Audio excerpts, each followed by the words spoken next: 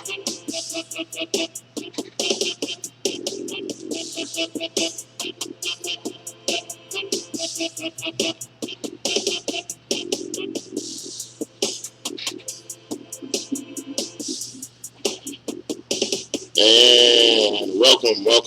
welcome. It is Monday, 6 p.m. on the fourth day of November. My, how time flies. 2019. I am Chip Washington. This is Real Talk with Chip Washington. I am very happy that you are with us in some fashion or form, one way or another out there. Now, I'm gonna preface this by saying a couple of things. If you have subscribed to the station, meaning on YouTube, AM 1600, WMQM, should have got a notification. I didn't get one, but you should have got a notification that the show is on live now. And if that has happened, please let me know so I can know that we're doing our thing here. I can't really tell whether we are live or not, but my boys in the back are manning things, Mandrill and Dirty Dave. As always, it's good to be here, and it's good to be anywhere. You know, that the old expression is, it's better to be seen than viewed. So hopefully you can see me and hear me. But as always, AM 1600 on your radio dial, WMQM, or the TuneIn app. Put in WMQM AM 1600 and hit the little kind of a play button down at the bottom. You'll be able to get the show live. You'll be able to get the show live. And again, we're supposed to be on YouTube live. And like I said, I can't tell. Are we on live? We are. I didn't get a notification. Why didn't I get a notification? Did you get a notification? Did anybody get one? Huh? All right. They say it's running. If you are by a computer and or wherever you are in your mobile device, call up. Matter of fact, if you got your phone, call up your phone. Is it on? Can you see me? Huh? Oh, okay. All right. They're saying we'll figure all that out. But anyway, again, if you've not subscribed to YouTube, you can go to WMQM AM 1600. And there's a little button that says subscribe. You can subscribe to the station. If you subscribe to the station, then you should be able to get the Real Talk show and all the other shows that are on this radio station as well. So as always, if you would like to participate in the conversation tonight, we have two very good guests. Is it on? Okay, they're saying we're up. They're saying we're up doing the thing. That's good. If you'd like to participate in the show, you can give us a call at 901-452-3094. 901-452-3094 is the number to call in. And as I always do, news and notes. But first and foremost, if you had a birthday, celebrating an anniversary, just a special occasion, promotion at the job, anything good, congratulations, happy birthday, happy anniversary, blah, blah, blah. I don't sing, so, you've been spared in terms of that. As we always do, some news and notes since the last time we saw each other. Saturday morning, Memphis, Tennessee, college game day was here. And Memphis not only showed up, but showed out in a major, major way. Whether you were out, first of all, if you were in the midst, call me and let me know. I would like to know just kind of what it was like just to be in the midst of all of that, because I watched the whole 3-hour broadcast, and they were pretty amazed at how Memphis showed up for the first time. And I mean, there were people everywhere. I mean, up and down Beale Street, in front of the set, behind the set, the side of the set, everything else. I would say there were thousands of people there based on what I saw. So congratulations to our city. We showed the national audience just how you do it. And I mean, to tell you, there were people everywhere. And it was a wonderful, wonderful event. Everything went off without a hitch. Now, I work downtown, so I went down the day before just to see the setup, when it was quiet. And I'm telling you, it's a massive setup. And if you weren't there, you couldn't really see or really appreciate it if you watched it on television, how big a deal this thing is. I mean, it's a huge set that they put together. But they do it every week, and they do it in a city across the country every single week. So hats off to the College Game Day folks for being able to make that happen as well. Big game, 59,000 plus, the first sellout in 4 years since 2015 in this city. I'm telling you, again, I watched it on television from the comfort of my recliner, and I'm telling you, it was an amazing sight to see with all that blue and all that enthusiasm and excitement. First sellout in 4 years, over 59,000 people showed up at that game. The Tigers won, which was a good thing. As of today, they're ranked number 19 in the country.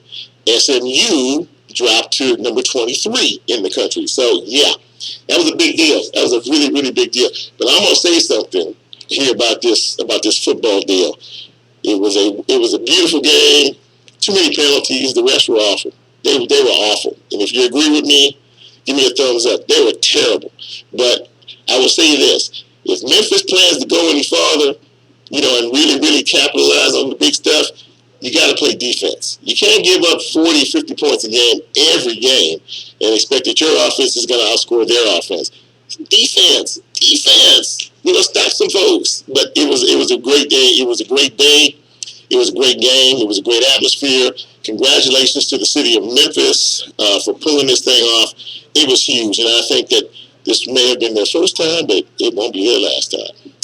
In other news, I don't know if you noticed or not, but about 5:15, 5:30 or so, it was dark, which means that the daylight savings time has taken effect, and spring forward, fall back. So you gain an hour, and I guess that's a good thing. But it gets dark so much earlier now, and I think if you took a poll, if I took a poll, we can take a real talk poll if you want to. How many people, do the majority of you like it when it gets dark this early? Or do you think we should abolish it altogether? I think we should abolish it altogether, to be honest with you, because I don't think we need it. And I don't know, it just takes something out of you when it's only 5 o'clock or 5:30, and before 6 o'clock it's pitch black dark outside. There have been some conversations about eliminating it altogether across the country. So, we'll see. Folks screaming loud enough, you never can tell what may or may not happen in terms of that. Bluff City Law filmed its last episode last Thursday, I believe. And so now they're gone. And they were supposed to do a 16-show commitment, but they've only shot 10. That's all they plan to shoot for right now.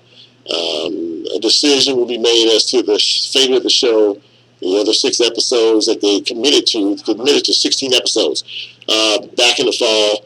They're going to make a decision in the spring as to whether they're going to continue the show or it's going to go somewhere else. But I tell you, it was really exciting while it was here. Saw them all over town shooting. It was Memphis all the way. So we'll find out in the spring of 2020 whether the show is going to come back or whether it's going to leave us forever.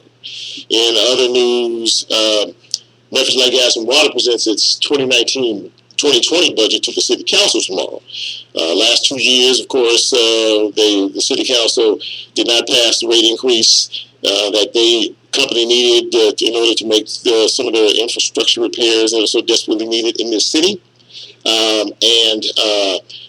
So now, they're going to present it once again. This is maybe the third time is going to be the past time. We've seen what happens when we get these storms, when we have equipment that's 50 and 60 years old.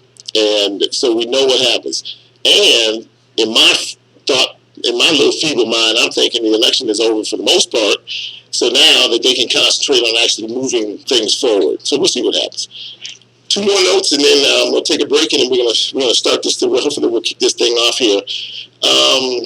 And again, if you're listening or watching wherever you are, I just got a text from somebody that said the live stream looks good, and I like that.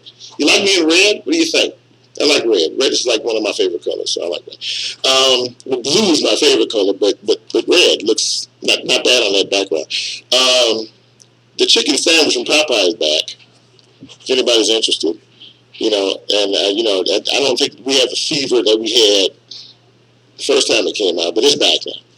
And I haven't had it, and I don't think I'm going to eat it, but it looks good. I just don't know that I necessarily want to get a hold to one. But it's back, at your local Popeyes. So, go and help yourself. You feel like you want a little something different for dinner, go get your chicken sandwich from Popeyes. And did anybody watch Power last night? Power, the TV show on Stars Entertainment Television, season 6, episode 10, last night. And of course, everybody's now wondering. It's sort of like the Who Shot JR. If anybody's old enough to remember Dallas back in the day, who shot JR? Well, at the end of the show last night, Ghost was shot. And apparently the last scene you saw was him falling over the balcony at his club Truth. So here are a couple of questions. First question is, the obvious question is, who did it? Who done it? That's the first thing. Second thing is he really dead? Or is he going to be dead? Because for right now, the season has temporarily ended. They have 5 more episodes to show. They will start on January 5th of 2020. First Sunday in January, they're gonna kick off the last 5 episodes of Power as we know it forever. Now there's going to be another series, Power 2, whatever they decide to call it. And I'm to understand that Mary J. Blige, the singer, is going to be the star of that one. So we'll see what happens with this thing. But again, it makes you wonder if Ghost is really dead. At least it makes me wonder for one particular reason. If you did watch the show, did you notice that there were a lot of flashbacks to folks who are no longer alive on the show? Angela made an appearance last night. Kaden, 50 Cent, he made an appearance last night. The daughter that was killed, she made an appearance last night. All these were like the ghost scenes that he was, talking to them about this, that, and the other. So, is he really dead? Was he really shot? And if he is, will he survive or will he not? Now, the executive director of the show is very coy about all this. And she doesn't necessarily want to give anything away. And neither does 50 Cent, who's the executive producer of the show, too. So we'll see what happens with that. But I thought it was pretty good last night. I thought it was pretty good. Again, 452-3094. This is the quietest show on radio/internet. So, I'm hoping that somebody will call in. We actually do have a good show tonight. I alluded to the fact that there is an election. There are 2 runoff races for city council left to be decided next week, the 14th. And one of them, I think, is District 1, and the other one is District 7. Where we have one of the candidates from District 7 that's joining us, Michael and Easter Thomas, is on her way. She'll be here, hopefully, in a few minutes. And we'll sit down and talk with her a little bit about this campaign. She is going up against the incumbent Berlin Boyd in this election. So there's a lot at stake here. Early voting still going on right now. The election is next Thursday, the 14th. So, again, all these elections are important. By the way, in Mississippi, they're electing a new governor tomorrow night. So that's going to be another very interesting race. Jim Hood, Tate Reeves being a Republican, Jim Hood being the Democrat.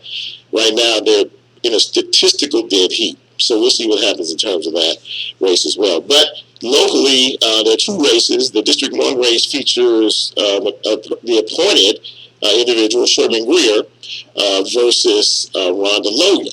And in the municipal election, Rhonda Logan was within an eyelash of ending it right that night.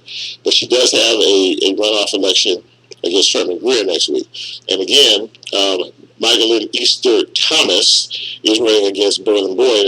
And I think percentage-wise, I think Berlin Boyd had 30%, and she had 20%. So we'll talk to her about what she thinks about all this, and why we should elect her, why she decided to get in the race, and all those good things as well. In the second half hour, we have the director of the Shelby County Health Department, Lisa Hoffert. I can't pronounce her name, but that's okay. But she'll be here, but she's already here. She's the director of the Shelby County Health Department, and we're going to talk a little bit about, obviously vaping. And I'm sure many of you have heard about this vaping issue that's going on out here. not real. That's a tough deal. Where they use these mechanical cigarettes, and a lot of people have died from this around the country. So we're hoping that she can kind of give us a little bit of information on that, as well as this year's flu. There's always a flu season, and a lot of you out there absolutely refuse to take a flu shot.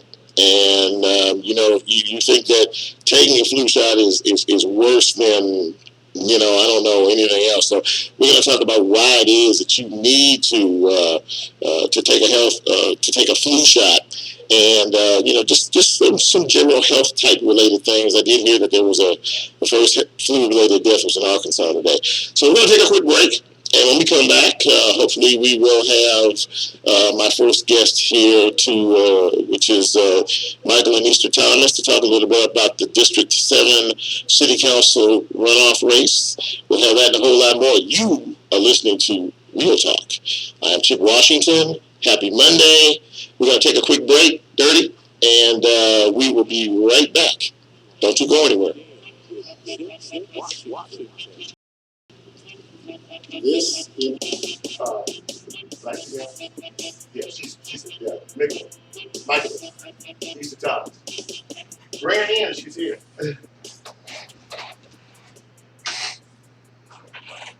Is she here? Yeah. Stressed out. How's it look?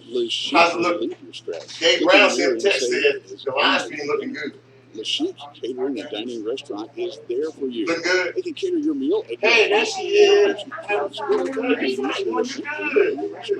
They strive to make any event stress-free, and it comes with a Sheep's Catering and Dining Restaurant.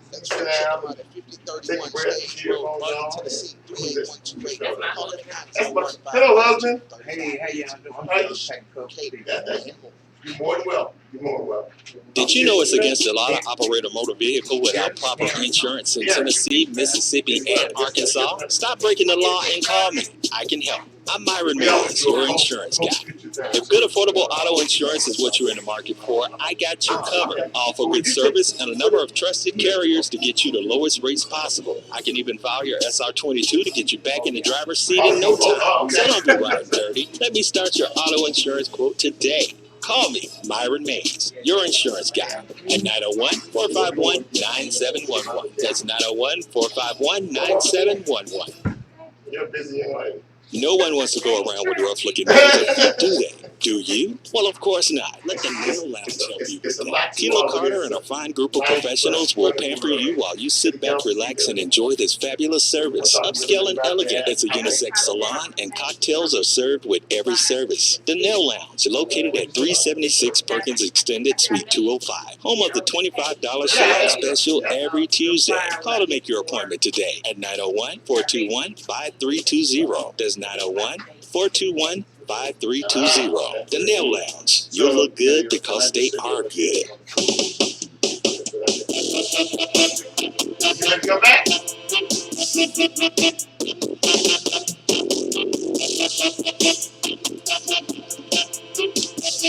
And welcome back to the Monday edition. Well, we're only on Mondays, but this is Real Talk with Chip Washington, and I am that aforementioned fella, Chip Washington. And as I was saying before we went to the break here, I'm trying to get this mic out of my face. There we go. We were talking about elections, and my first guest tonight is in a big runoff race next Thursday for the District 7 City Council seat against Board and Board. Michael and Easter Thomas is with us. And welcome. Yeah, pull it up. And welcome to Real Talk. And glad to have you. Glad that you made it here and everything else. And first of all, congratulations on being in this particular position. I heard, and maybe you can tell me whether I heard it right or not, that this was a very hotly contested. It was like how many? 8, 9 candidates? 9 in total. 9 in total. And you came in second.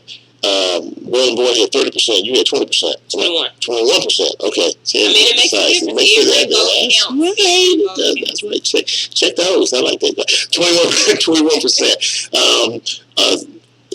That particular race has garnered a lot of attention because, a lot of people, he didn't win by much in terms of the percentage of vote, Right. and you came in second.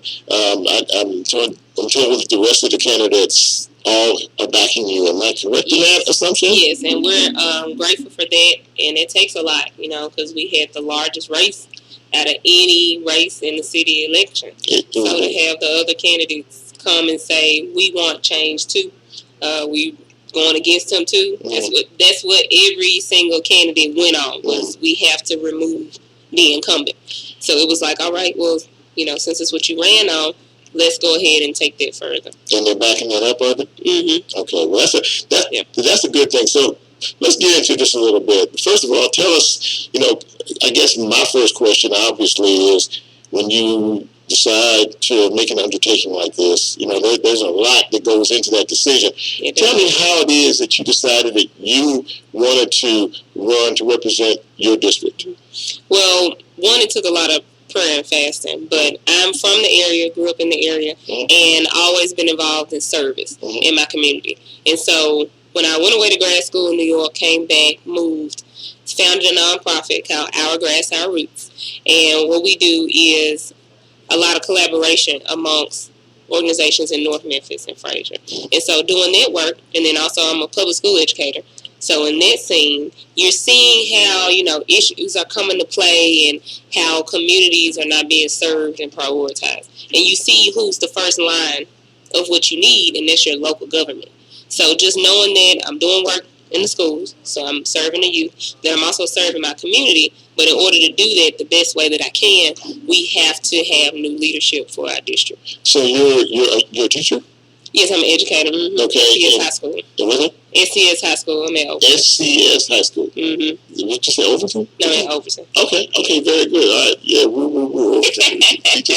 What grade are you? 11th. 11th. Juniors. The juniors. Okay, very, very good. So that's very interesting. So we have a school board, obviously. Mm-hmm. You're an educator, so that's sort of a natural fit. But you said it's a conflict of interest. I can't do both. That's true. That's very true. But what you said was to be able to serve the public good. You see it from the academic side, and then you also see it from the public side. So, in addition to the prayer and fasting that it took to maybe you decide to make this decision, what were some of the key issues that you saw or didn't see that you thought needed to be addressed in terms of you running in this election? Yeah. One of the main ones is just trust and honesty.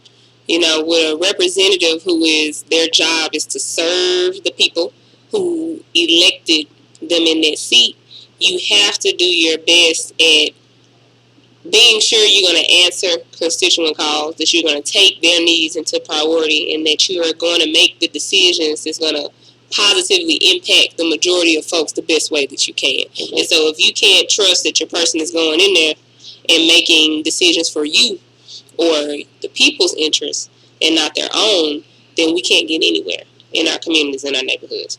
So trust and honesty is just at the forefront top, because it also goes along with accessibility, communication, being able to be open and accessible. If that's your representative, you want to make sure that you're able to get a phone call back, get an email back, showing up at organizations or CDCs or community, things that people in the community deem important as much as you can, right? But then also, getting to the blight and the crime, which are not new issues, right. That's been there. Right. But really just having honest representation that's really going to take what people need down the city hall for our district. A lot of people, when they look at these elections, one of the things you hear is, new blood. We want to see some new, some new energy, some new passion, some new ideas and things like that. It sounds like you have some. What would be, if you were to be fortunate enough to win this election, what would be some of your priorities as you enter office in 2020? Well, when we win, when it's we, it ain't me. But it's all about, for me, accessibility and opportunity. Mm-hmm. So how are we allowing our neighbors, our community members, our elders, our youth, our young adults who are going through to really play a part in the political process and the progress that's supposed to be going on in Memphis. So how are we getting folks in workforce? Not just, service jobs, not just warehouse jobs, but real careers. Right. Getting people into homes that benefit and grow the tax base and the community. How folks getting access and opportunity to that. Youth with jobs and services, health services, mental services. Looking at how we fund our community centers, our libraries, which give people opportunity. Because when you don't have choices, you do what you can. So if our job is to make sure that people have their rights as taxpayers, and then also just that access that we know the city can provide. I'm a product of a lot of city services, right. A lot of public services, right. Public school, public camps, public libraries, a lot of things that I can attribute in my life. I know how city services can impact. And so we just don't have that. So we have to look at, where the funding is, because city council is all about the budget. But then also looking at how can we expand progress to its mission. The incumbent Berlin board next week. What you just mentioned in terms of the economics, the opportunities, to work, good paying jobs. Are you an advocate for the $15 an hour pay scale for a lot of these folks out here? Oh, definitely. Why would I not be? It's hard. It's hard out here. I'm in high school, so kids are trying to get jobs. They have things they want to pay for. But a lot of these students, a lot of these youth out here are getting jobs and giving checks to their families. You got 3 generations staying in the same households fighting for the same minimum wage jobs. How many shifts and how many generations working at these places is it going to take to pay the rent at MHEW? So you're addressing the poverty issue, the high poverty. Oh yeah, that's the main thing. Where crime and blight spur from. But we have to address that, and we just got to get down to it. People deserve to make what they need to live, and we, as much as we can, need to provide that as a city and local government with the services that we already do that we can expand upon. We give tax breaks to every business development that comes by asking, but we also need to offer those same opportunities to the people who live here and who will be working in those places. It seems as if there is a lot of activity going on in the city, a lot of building going on. You see a lot of cranes and construction, big projects going on downtown. How do you feel about that? It seems as if, the city is starting to make a move, in a more positive direction in terms of, maybe creating opportunities for the people. Well, you have to think about for whom, right? Things can be great, but what's the intention? What's the purpose? Who's going to benefit? Who's going to benefit? Who's getting the money? Who's getting paid? Who's getting job? Who's getting exposure? So a majority of my district isn't seeing that. So District 7 goes from the river. So you got Harbortown, you got Mud Island, St. Jude is in the district, Pyramid is in the district. But then you also have all of North Memphis, Frazier, Nutbush, Douglas, Hollywood, Hyde Park, Chelsea. So when you name, just thinking mental imagery, right, and how emotional, how you feel thinking about these neighborhoods. You know what Harbortown looks like. Yeah. Stuff ain't gonna stay there, that needs updating and fixing for longer than 24 to 48 hours. But here, I'm 3 generations in, staying in where I'm at in North Memphis, where I moved back to, and still dealing with flooding from, Cypress Creek over there in North Memphis. Still got the same pothole in the middle of the street from when my grandma and us used to ride down to Goose Park. So, we still are dealing with issues that people bring up and say, well, Memphis has progress. Yeah, but we need to spread that. And there's nothing wrong with that. Everybody wants something better and something new, but you just have to make sure you're being inclusive. So it sounds as if that you've given this some thought, and that if you were to be elected, it doesn't sound to me as if you're going to be a rubber stamper. It sounds like you have, and you have obviously have a passion for your community and your neighborhood, your district. When you go to talk to people, when you're talking to folks, whether it's in your neighborhood, whether it's out and about, wherever it is, what are some of the things that you're hearing that are real issues that they're really concerned about? What are you hearing? Well, since the campaign started in May, we've been knocking doors, making calls, and I can graciously say that we touched over 6,000 people. by calls and knocking doors. So with those conversations, especially the ones you knocking folks' doors, you go up and you talk about the election and you get a lot of, well, why vote?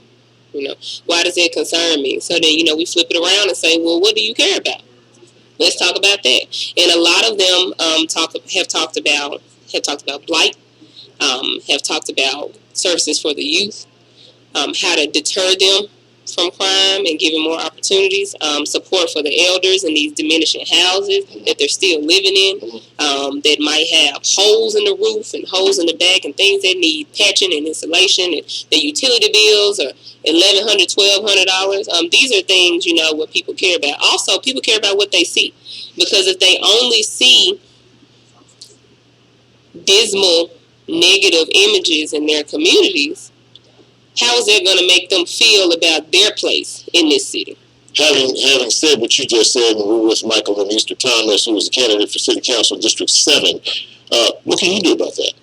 Well, one, like I said, it's about communication and openness. So if you have a representative that doesn't take the time to even see what you need, then you're not going to have your needs met or even discussed or prioritized. So the one thing is about we've already made partnerships through my nonprofit. Right. So I've been doing work in the community. So I know. Talk about your nonprofit. I'm sorry. Talk about that. Our Grass, Our Roots, and what we do is we're like an informative collaborative. So when I moved back in 2014, we have a lot of CDCs and organizations and groups doing work. But in North Memphis specifically, with all the different neighborhoods, a lot of people weren't sharing that information. A lot of things weren't being implemented in unison that could help multiple areas at the same time. And that's what we do. We've done voter education projects with cohorts where we train neighbors on how to read the city budget and how to... I'm sorry. And training people how to read the city budget and how that impacts them, and talking about investment and divestment and what's important to them. We've also helped people start park groups such as Friends of Chelsea Green Line that advocating for, hey, if you're going to come do something in our neighborhood, you need to talk to us. We don't want to stop you, but you just need to get our input.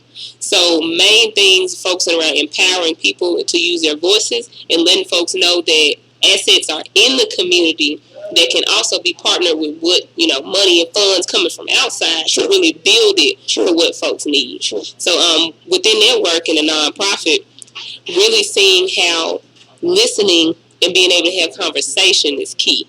Because not every time you sit down, it's not going to be an agreement. Every time you sit down, it's not going to be, oh, yeah, she's going to do what we want. No, but you having the opportunity and that trust in that person to say, I know they heard me. And I know they're going to do their due diligence and keep this neighborhood or this area on their mind when they're voting for something on council.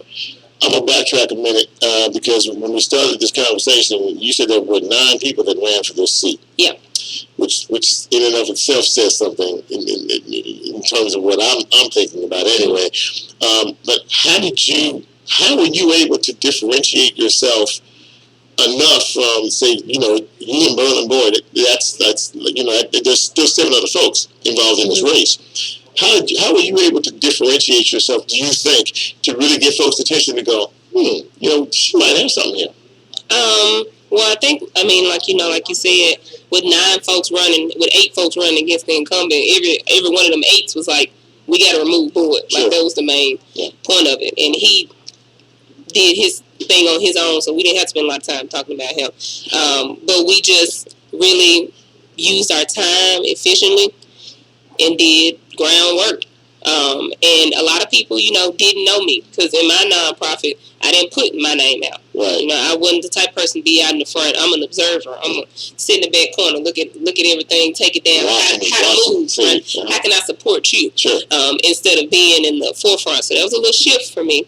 But just really getting down to touching people. And through those networks that we've already gained trust and gain connections and relationships, getting to them to get to their networks and already having that valid list and history of, well, she didn't just pop up. I'm so and so of this organization. I can vouch for her because we did something 3-4 years ago, So and we've been good since then. The roots in there deep, obviously. Well, I mean, again, when you differentiate yourself between, all those candidates, and then you come in second, and the incumbent, his percentage is pretty low.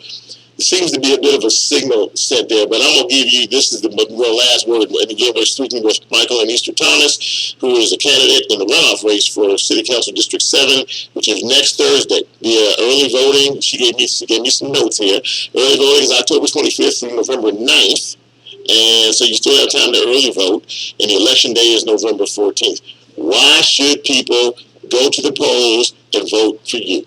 Well, one, they already went to the polls and said that they wanted something different. Okay. So out of, Berlin got 30%, but it was 70% that said they wanted something different. And we just need that voice to come back out and be louder so that we can ensure that a small minority of votes are not making decisions for the entire district as it has been. We just need to make sure that our voices are out there. We've already did it once, but we need to make sure we do it again. And if you need, a ride, our campaign number is 901-721-7667. 901-721-7667. Because, that's also a part of it. We just want to make sure that access, we want to make sure we can get people to what they already said they wanted. So we just want to put that platform higher, and just making sure folks get back off to the runoff so we can get what we need. I just want to thank you for taking time. I know campaigning and then life itself is very busy, and I really appreciate you coming in and having a chat with us. Thank you for inviting me. Not at all. And best of luck. Thank you. Next week, we'll see what happens next Thursday night. We're going to know something. We're going to know something. We better know. Michael Easter Thomas has been my guest. We're going to take a quick break, and when we come back, we're going to talk health. So don't you go away. This is Real Talk with Chip Washington. We'll be right back. This, in particular, sport. Real Talk with Chip Washington.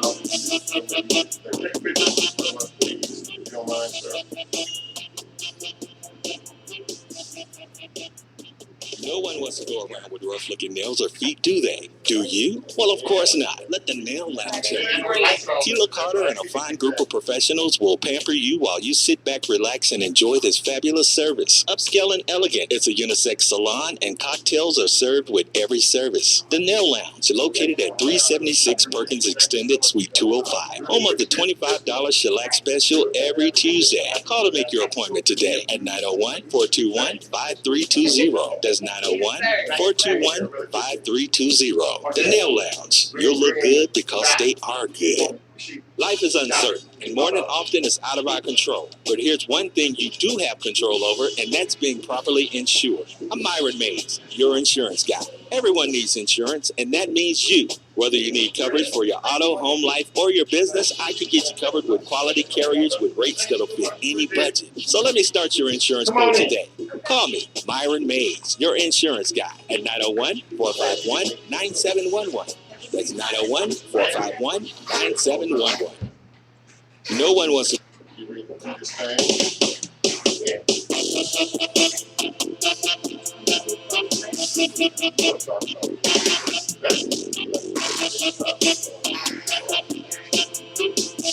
Let's go back, right? Go back.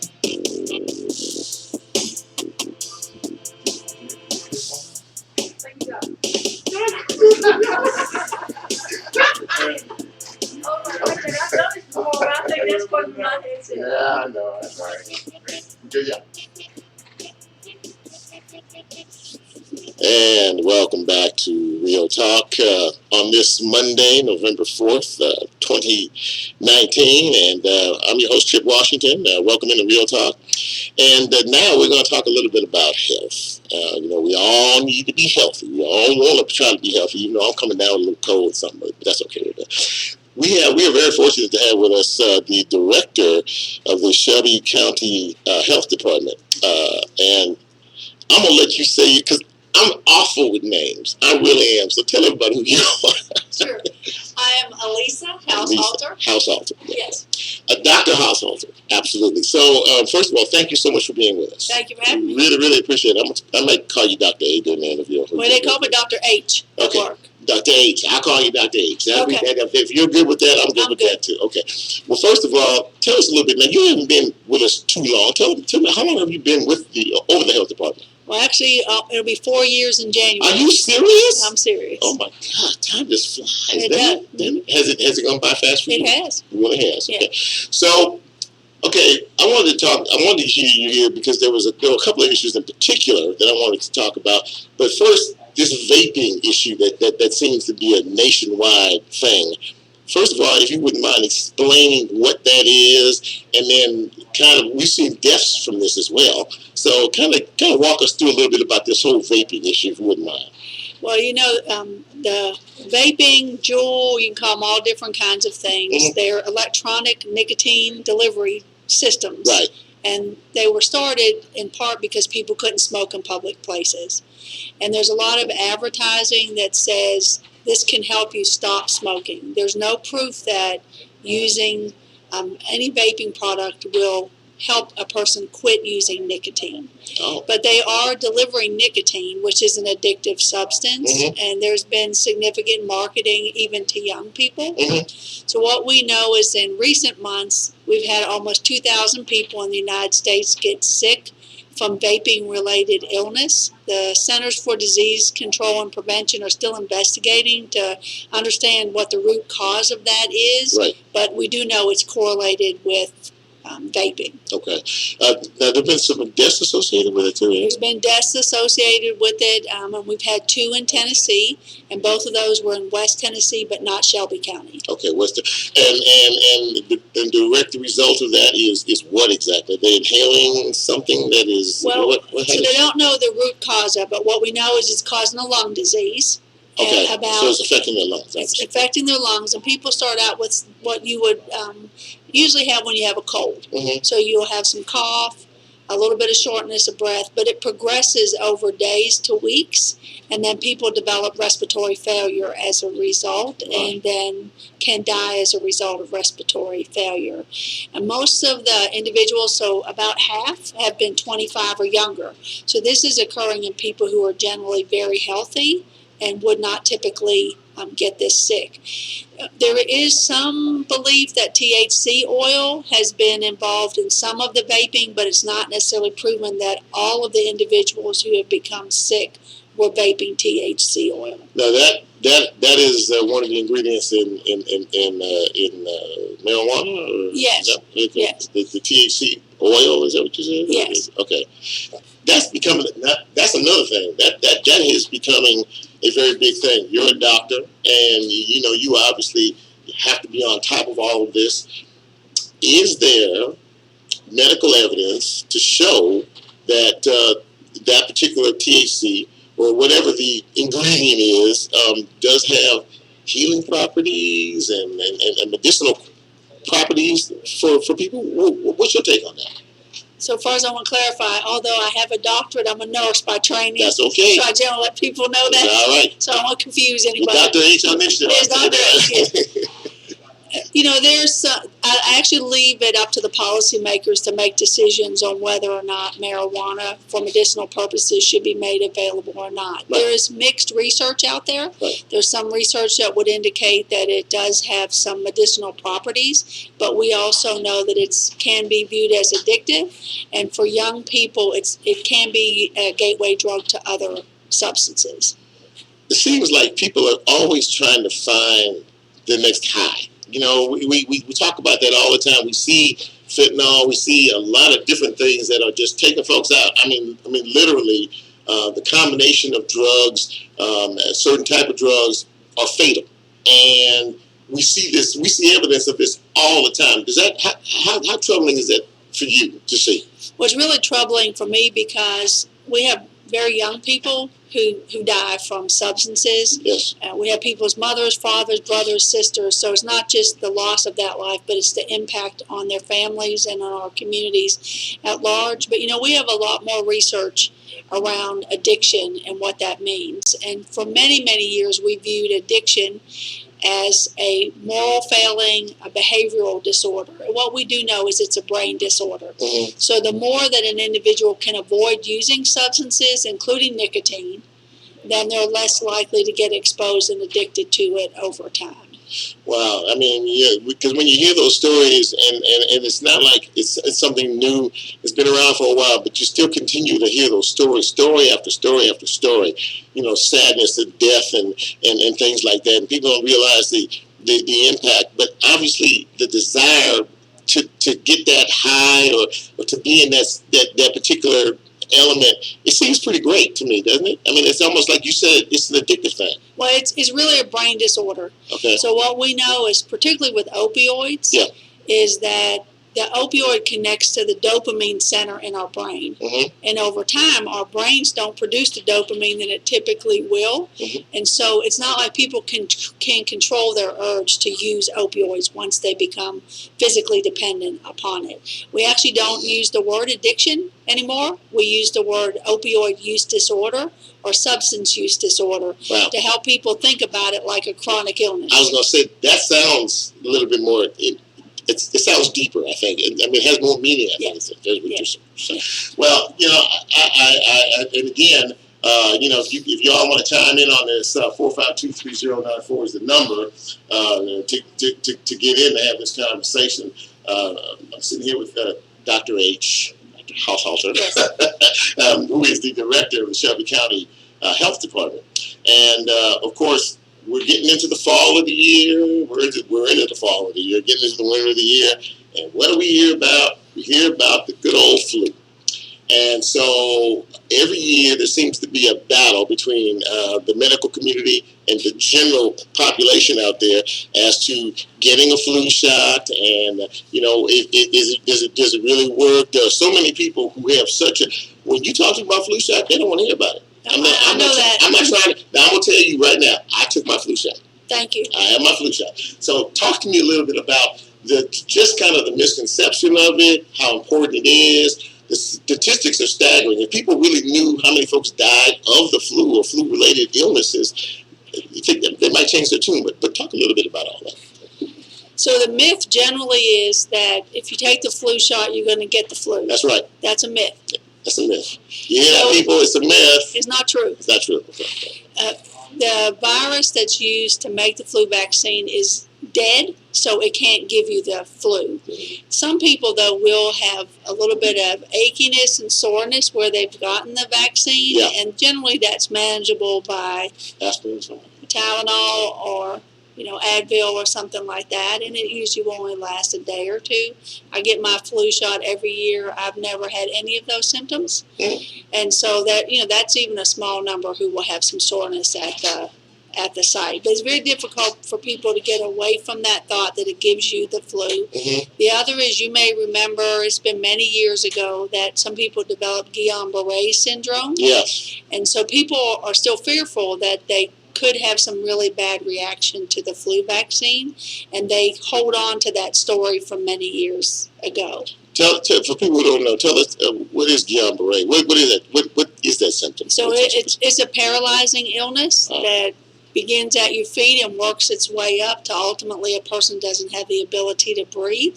And people can get Guillain-Barré from a variety of different viruses, but there was a batch of flu vaccine many years ago that was linked to people developing Guillain-Barré. Wow. This is fascinating stuff for me. Now, we started to talk a little bit about flu and the importance of getting a flu shot. You said that when they give you the shot, I guess it's a dead virus. Right. Okay. Year after year, you're always trying to figure out what strain, what's the big strain. And one year there was we have 2 or 3 different types that we put in the shot and stuff. Who makes that determination? How is that determination made as to, okay, what are we going to do with this year versus what we dealt with last year? How does that work? So I want to highlight the Centers for Disease Control and Prevention. I mentioned them earlier because they're doing the investigation on the vaping disease. That's our federal public health agency, and they have scientists, and those scientists are looking from year to year to predict what strains are likely to hit the United States. All flu vaccine is generally mixed vaccine, so you'll have multiple strains in there. There's a rare occasion where there might be another strain that emerges in a community, but if that happens, even if it wasn't in the vaccine, you're better off having been vaccinated. You'll still have less illness and less complications. Can you do? I'm pretty sure they do come out with numbers every year as to the percentage of people who die from the flu, maybe not taking the flu shot or any precaution like that, versus ones who do. Is there some sort of a comparative, number system in terms of that? Well, it'll vary from year to year depending on the flu. What you do know is people are more likely to die if they did not have the vaccine. Mm-hmm. Last year in the United States, during last year's flu season, It starts in October and goes through May? It goes through May. Okay, Yes. I always thought it kind of wrapped itself up right around February, March, or somewhere in the winter months, but it goes through May? So you might remember when we had H1N1. Yeah, I do remember that. And that was around spring break. Yeah. So that took it into May. So that extends our season a little bit. And the peak is around late January, early February. So we encourage people to get vaccinated before the holiday season. Now, why is that? Why is it that particular time frame, it seems to be, that's where the peak of the flu cases are? Why is that? So think about the holidays. Okay. You're going to visit people, they're coming to visit you, and if somebody's sick, that all of a sudden multiplies to a lot of people being sick. Yeah. And that multiplies, so that by the time the end of January comes, it's spread quite a bit to other populations. Wow. That, see, so these are the type of things that people really don't pay a lot of attention to, and I'm sure that you've had these conversations over and over again, and people just, no matter what you tell them, no matter how many times you tell them, look, you need to do this because you could be, and is it, are there, I think I'm straining my memory here, Okay. but is it more younger people, the population age-wise, is there a particular age group that seems to get the flu more readily than say someone else? Or how does that work? So that's a great question. We all can get the flu, right. But there are certain groups that are more likely to become very sick from the flu. So children under 5, okay, and particularly those under 2, okay, so little bitty kids, are seniors. Right. But for this, it's anybody over 50. So that would put me in that category. Well, I might as well go on and I'm surrendering that too. I'm over that. I'm over that threshold myself.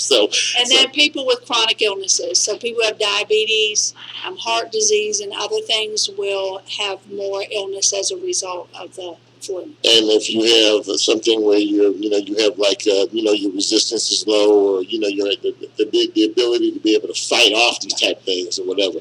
My wife is a school teacher, and I always talk to her all the time about coming in, bringing a little, because kids love to hug you. Oh, yeah. And after they've been touching stuff and rubbing their nose and sneezing and carrying on, and you bring that home, and then that whole thing goes. So we hear it all the time. They just give us preventative measures. Some of the things that we need to do, like wash our hands. And so talk You're a little asking bit about all that. the right questions. Oh, thank you very much. So the first thing that I always say to people, if you're sick, yes, stay home. Stay home. If your children are sick, stay keep them at home. Okay. Don't let them go to school or daycare. Mm-hmm. And then it's something we call cough etiquette. So if you have to cough or sneeze, you want to cover your face with your arm, not your hand. Right. And then wash your hands really well. Mm-hmm. Obviously use a tissue. And then the most important thing we always can do is wash our hands regularly throughout the day.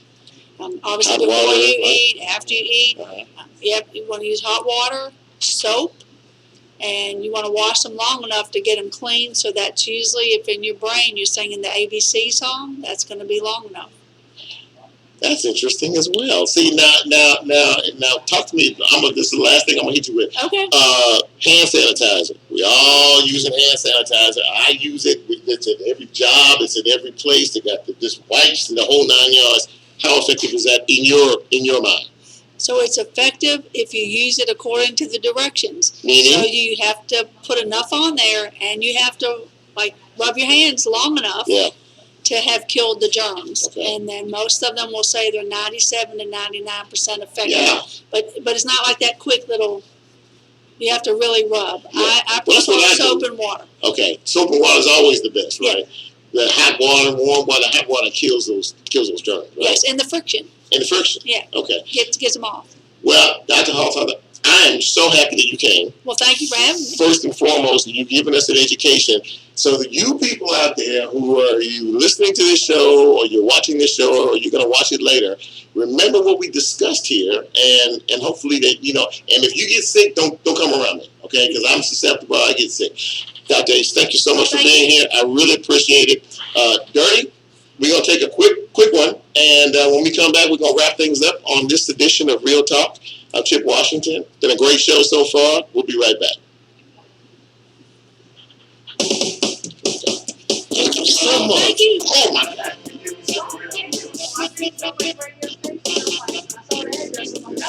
It's all out here in the booty.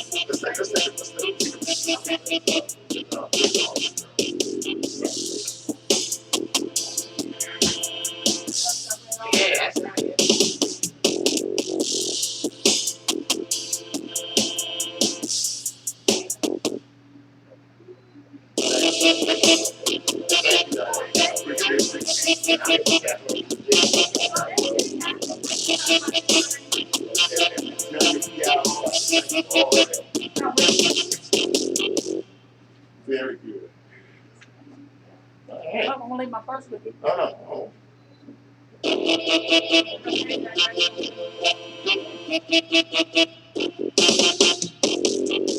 you so much. I appreciate it. Okay. All right.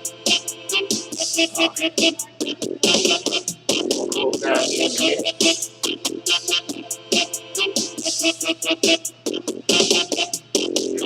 We think it's show so far.